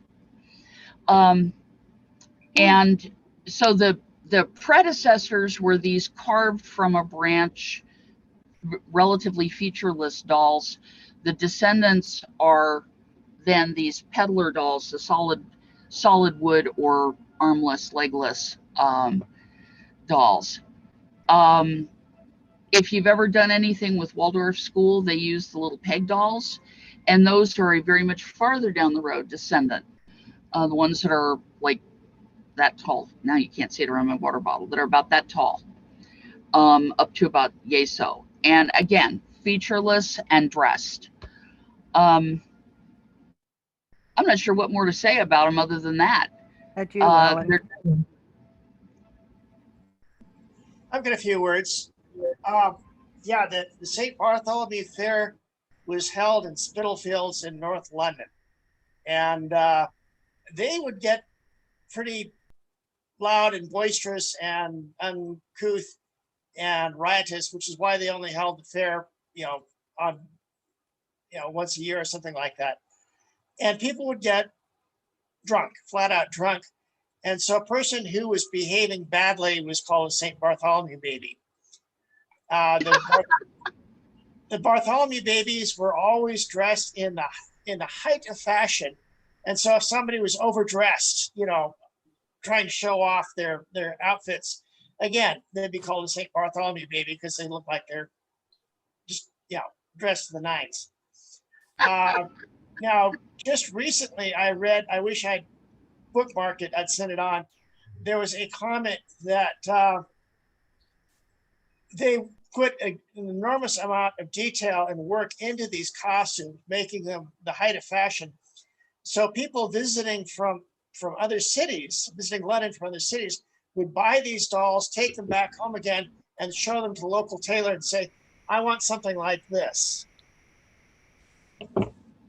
Yeah, because they were used as fashion dolls. Yeah. The thing is that the pictures, the drawings and the engravings from the Bartholomew Fair of Bartholomew babies do show a range from peasant all the way to nobility. Actually, what's interesting is the St. Audrey's Fair was one of the ones that was known for really elaborate things on the toys, even down to putting gold studs into tops. And so if you ever hear the word tawdry, yeah, that's where it comes from.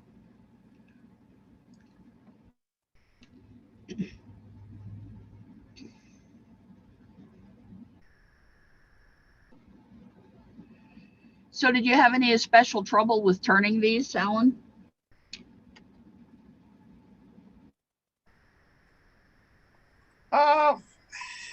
Only with the brain weasels. Oh dear.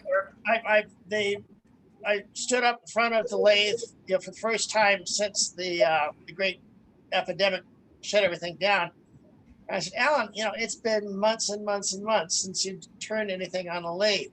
You've lost it. I said, oh, for heaven's sakes, it's been, less than 2 years, muscle memory, blah, blah, blah. I still know skew from a round nose.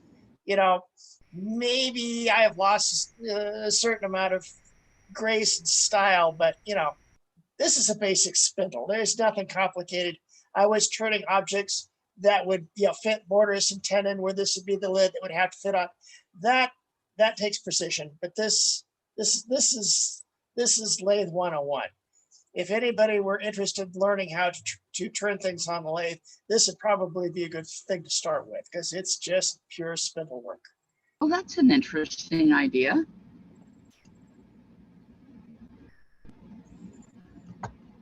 So no, the troubles that I had turning these.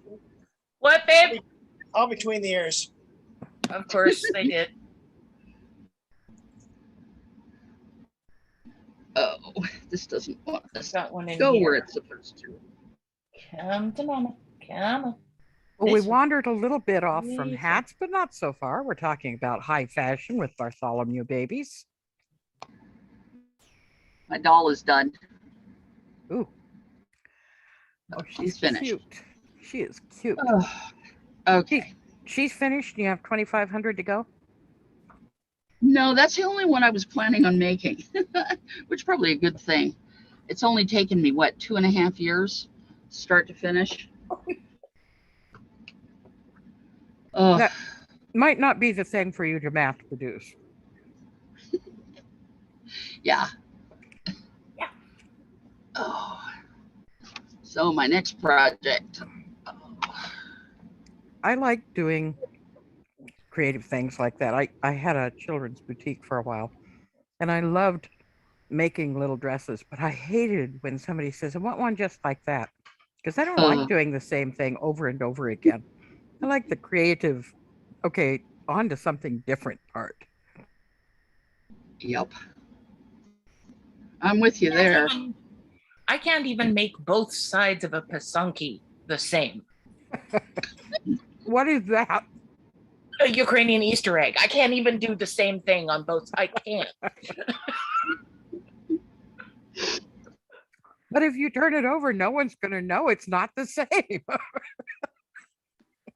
People tend to think the most difficult part is putting like a new design on something, when in reality, the most difficult part is recreating that design again. Yep. Yep. Oh, yeah. Yep. Oh, yeah. Oh, yeah. Unless you're Alan, who is such a pro at recreating, a dozen Bartholomew babies. Alan blows the curve. Yeah, he really does. He's not here, is he? We're talking about him. He's not even here. I'll get him later. You can tell him we talked about him. It's here. He's still here. He just keeps turning his video feed on and off. There he is. Wiggle, wiggle, wiggle. We love you, Alan.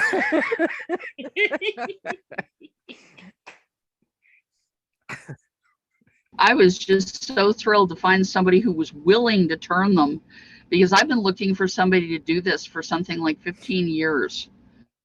Where was Alan all that time? Well, I hadn't met him yet. Because I started the research on the doll stuff. I should probably do a dolls class for this sometime. Yes, Atlanta, if you want to put me down like for that. Yes, you're on. We'll discuss timing. I started doing the research on this stuff well before the internet got going. It's been constant since the early part of the 90s.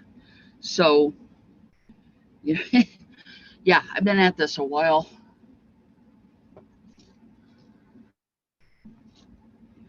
You're on. We're going to have you teach dolls. Okay.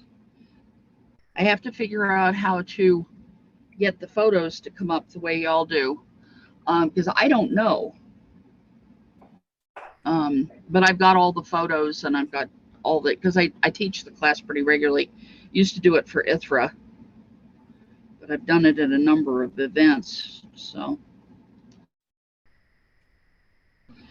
whoever it was, I saw somebody post in chat that they were interested in dolls. So whoever that was, keep an eye out. It won't be long. We have openings. I should also snag on the Anya's Quest site. I'll snag the link. Find it. I have a bunch of toy stuff, research posted. All right. Now, it's very important for me to remind everybody that chat is a wonderful feature, but the minute the session ends, any notes that you've left vanish. It's long gone. So if there's somebody who's left messages saying, I would love to know more about dolls, Cynthia, going to be able to rescue those names or something? Well, you can save the file of the chat. Okay. How do we do that? Oh, If you've got the chat, do you have it as a pop-up or on the side? It's on the side. Okay, you should go over and down where you type stuff in, Yes. where it says everyone. If you keep going across to the right, you should Yes. see a piece of paper. You should see a smiley face and then 3 dots. Click on 3 Yes. dots. It should say Yes. save chat. Save chat. Oh, I love this. Now, where does it save the chat to?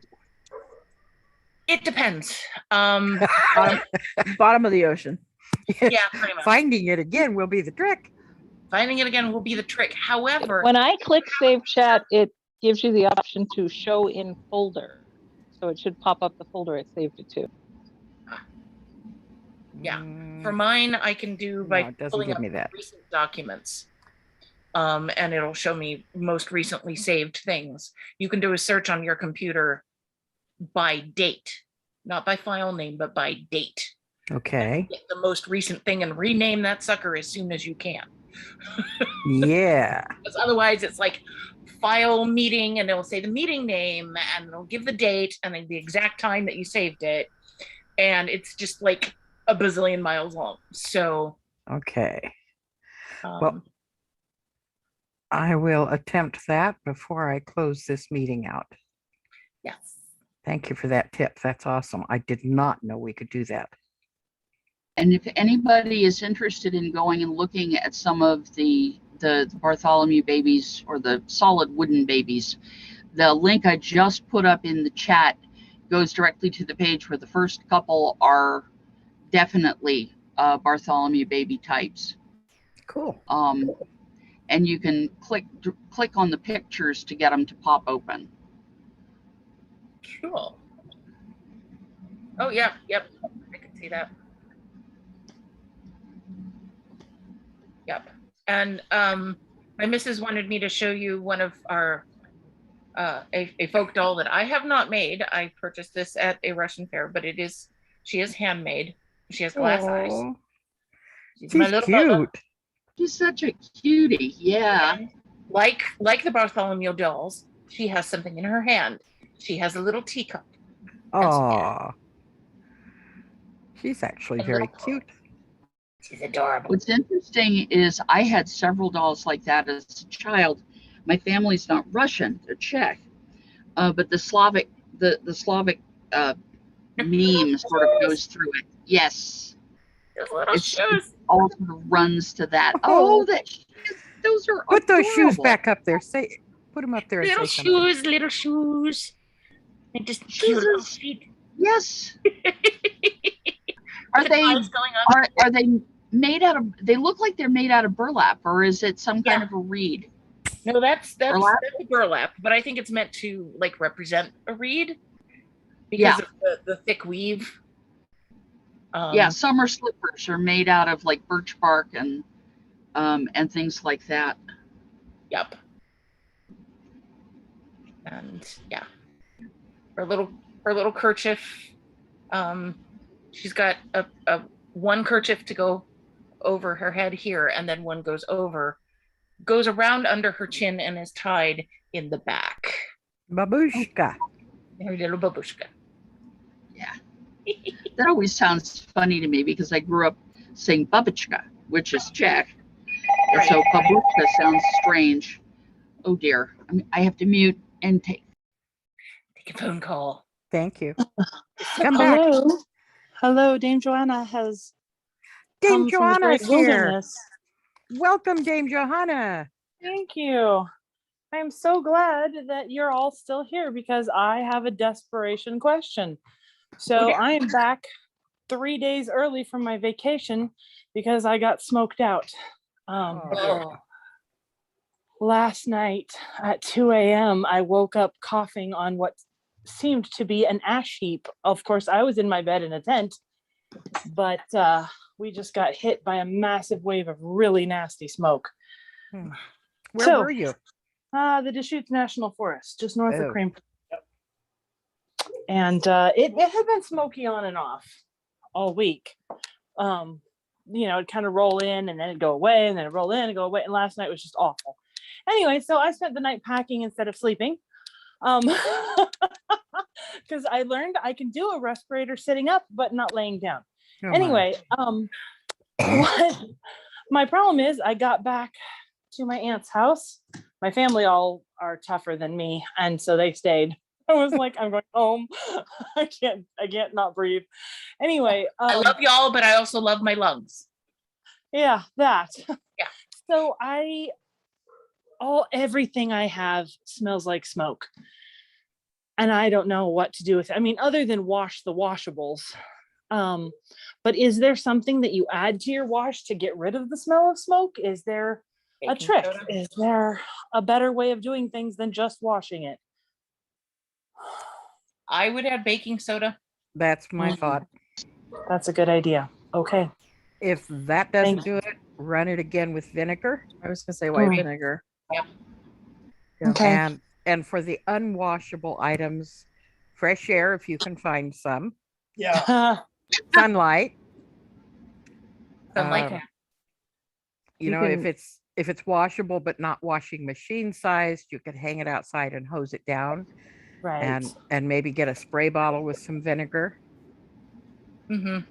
You can also try a spray bottle of the world's cheapest vodka. Right. Oh, I've heard that. I've heard Costume that. spray. People will mix it with half and half with vodka and water. In my costume shop, we mix it with rubbing alcohol because it also disinfects and it will evaporate quicker than water. Yeah. What Now- do you know? in your As long as- costume shop, did that get rid of like cigarette smell? Because that's sort of like smoke smell. We never really tested it because people weren't allowed to use smoke in a costume or anywhere near costumes. Okay. Right. Well, thank you so much. I appreciate it. And also, Ah. you have to pack your stuff away after you've aired things out. Get one of those fridge packs of baking soda that you can open the sides that have a panel in them that that's a good allows idea. Sure. air to go through. Sure. That's a great idea. Otherwise, it will just get stale packed away. Right. Fantastic. Well, thank you so much for that helpful information. You guys are a wealth of knowledge. And I was like, when I got to the clear air, actually, by the time I got to Crescent up at the top of the pass, on the other side of the pass, it was clear enough. And coming all the way down through Oak Ridge, it was beautiful, which it was not when we went over last week. Apparently it rained through there, so that's wonderful. But so of course it was hilarious because I was coming down the hill, and every time I would turn on the fan and it would move the air in the car, it would smell awful. Where if I opened the window, it would smell fine. I was like, this is not what I was expecting. But so I'm just trying to like rescue myself from the smoke, because now that I'm back to where the air is clearer, now I can smell it. Right. So anyway, thank you very much. And I hope you guys have a good rest of your evening. Well, welcome Also, back. I would also suggest maybe calling like a fire damage cleanup service. Oh, yes. And seeing what advice they might be able or be willing to give you. I think That's a really good Belfour is idea. one of those companies. Belfour. Okay, I'll have to look into that tomorrow. Thank you so much. I stopped and bought soap, but then I realized, like, I don't know if that will actually take the smell out. So we shall see. I think the first load is just about to get. It will Done. come out. It's a little like going camping and being too close to the campfire and everything smells of campfire for a while. Right. But it does wash out. It does wash Which out. is usual. It's just this was so much worse. Yeah. Well, sure, because it's compounded and you've got plastics and things that aren't meant to burn. Right. Right. Well, thank you. You guys have a great evening. Welcome I'll hope back. to see you Glad you're when safe. the next one comes around. I'll Okay. be in town at the right time. All right. Bye-bye. Bye-bye. So before we move on, I want to ask, I see Oh, you are Nordonis. still recording. I see Nordonis Architects And I want to know who that is and where they hail from. Nordonis Architects. Oh, and Apologies, I've been using my work account while sitting here doing work. I'm Margaret from Southern Garden Lockhart, New Zealand. well, welcome, Margaret. Glad to have you with us. Thank you. I'm sorry I didn't say welcome earlier. I didn't see you before we really got into the class there. No, not a problem. I unfortunately missed the earlier part about the hats, which is what I'm most interested in, but the dolls were certainly interesting too. Well, do you want to explain to her how you're going to try and share the PowerPoint and things from the class? Yes, I have. I put together a PowerPoint that I can share, and I'm going to create a handout document based on that information that kind of expands a little bit more. Bonnie,